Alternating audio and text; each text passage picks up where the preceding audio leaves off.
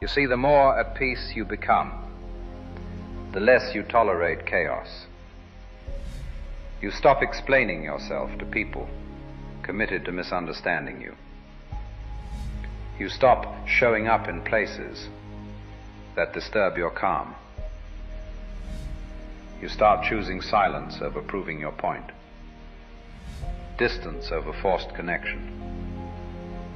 It's not arrogance. It's alignment. Your energy becomes sacred territory, and not everyone is meant to cross it. Protecting your peace isn't about shutting the world out. It's about keeping your inner world clear enough to hear your own soul.